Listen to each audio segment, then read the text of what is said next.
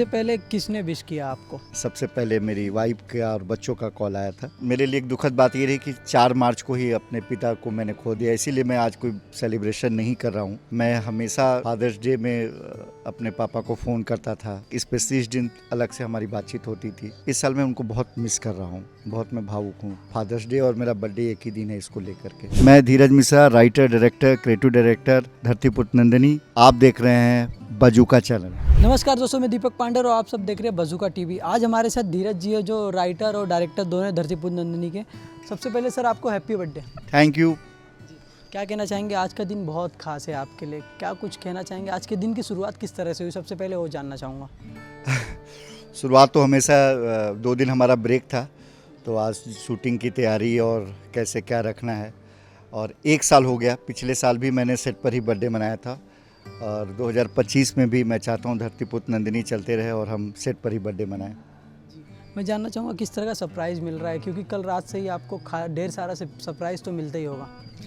बहुत सारा सरप्राइज़ मिला है और मेरे दोस्त हैं जो फिल्म मेकिंग में साथ में रहे, सीरियल में साथ में रहे, जो दूसरी भी मेरे पढ़ाई के दौरान साथ में रहे, सबके रात से ही बधाइयाँ आ रही हैं और मैं बहुत खुश हूँ।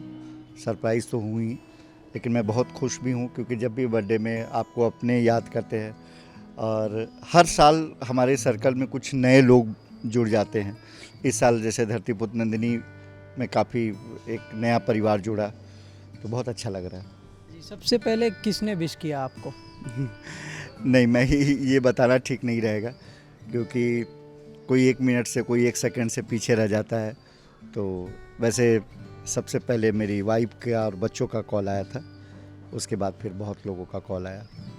आज सेट पे माहौल क्या था, वो आपसे जानना चाहूँगा मैं। सेट पे माहौल बहुत अच्छा है। हालांकि आज शेड्यूल कुछ इस तरह के, कुछ कम आर्टिस्ट हैं, लेकिन सबके सुबह से ही फ़ोन आ रहे हैं, तो सेट पे बहुत लोग खुश हैं और हम बहुत जल्दी 250 एपिसोड करने वाले हैं। जब भी हाल में ही हमने 200 एपिसोड किया था, तो सब बहुत खुश हैं यहाँ पे।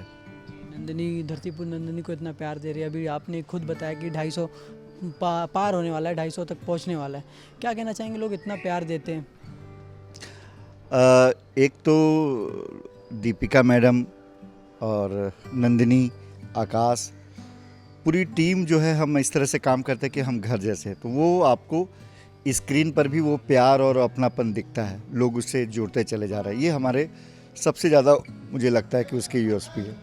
हम स्पॉट बॉय से लेकर के ऊपर दीपिका मैडम तक सब एक हैं, एक दूसरे से जुड़े, हम एक दूसरे को पहचानते हैं, सब एक दूसरे के सुख दुख में भागी होते हैं। वो हमारा स्क्रीन पर भी दिखता है। और बाकी हमारी कहानी अच्छी है। हर्षा मैडम ने बहुत अच्छी कहानी लिखी, नज़ारा चैनल ने हमें सपोर्ट किया, तो इस तरह से सबका मिला जुला प्यार है कि आज हम यहाँ तक पहुँच पाए। आज फादर्स डे भी है, तो आप किस तरह से सेलिब्रेट करते हो फादर्स डे? मेरे लिए एक दुखद बात ये रही कि 4 मार्च को ही अपने पिता को मैंने खो दिया, इसीलिए मैं आज कोई सेलिब्रेशन नहीं कर रहा हूँ। और मैं हमेशा फादर्स डे में अपने पापा को फ़ोन करता था। स्पेशली इस दिन अलग से हमारी बातचीत होती थी। इस साल मैं उनको बहुत मिस कर रहा हूँ, तो बहुत मैं भावुक हूँ। फादर्स डे और मेरा बर्थडे एक ही दिन है, इसको लेकर के। साथ ही ये जानना चाहूँगा कि आपके पिताजी का क्या ऐसा मेमोरी है? आप काफ़ी समय अपने पापा के साथ रहे होंगे, कोई शेयर करना चाहेंगे कोई मेमोरी? हम लोग जिस कल्चर से आते हैं वहाँ हमारी बहुत ही मतलब बातचीत कम होती थी। वो हमेशा काम को बारे में पूछते थे। और जब ये धरतीपुत्र नंदिनी आया था तो उनकी मेमोरी थोड़ी थोड़ी चली गई थी, लेकिन फिर भी उन्होंने टीवी पे कुछ एपिसोड्स देखे। तो जब अभी मैं हाल में गया था तो उन्होंने पूछा कि कैसा सीरियल चल रहा है हमारा, तो मुझे बहुत अच्छा लगा।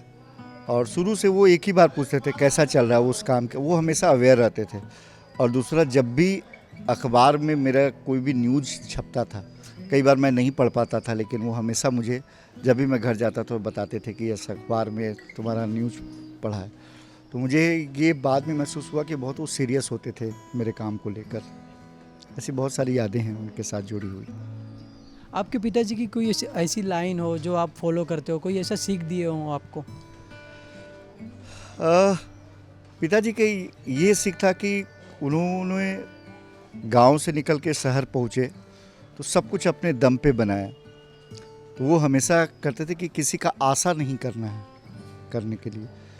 और वो लाइन मुझे बहुत ही हमेशा स्टिक है। जब मैं थोड़ा परेशान होता हूँ तो मुझे वो ये दिमाग में रहता है कि किसी का आशा नहीं करना है, मतलब आपको किसी के भरोसे नहीं रहना है। आशा का मतलब ये, वो आपको अंदर से बहुत स्ट्रांग बनाता है और जिस काम के लिए आप आगे जाना चाहते हैं उसमें आपको बहुत मदद मिलती है। लास्टली अपने फैंस को क्या मैसेज देना चाहेंगे जो धरती पुत्र नंदिनी को इतना प्यार देते हैं? सबसे पहले तो मैं बजूका को धन्यवाद देना चाहता हूँ कि वो जब से धरती पुत्र नंदिनी शुरू हुआ है लगातार इसको कवरेज करता रहता है, लोगों तक पहुँचाते रहता है। तो जितने भी धरती पुत्र नंदिनी के दर्शक हैं, मैं सबसे रिक्वेस्ट करूँगा कि वो कम से कम 2-2 दर्शक और जोड़े और उसके बताएं कि भाई हमारा धरती पुत्र नंदिनी देखे, क्योंकि ये अभी 250 होने वाला, ये तो हमारी मंजिल नहीं है। हमारी मंजिल बहुत लंबी मंजिल है। हम इस परिवार के कुनबे को और दूर दूर तक बढ़ाना चाहते हैं। Thank you sir, thank you so much. Thank you.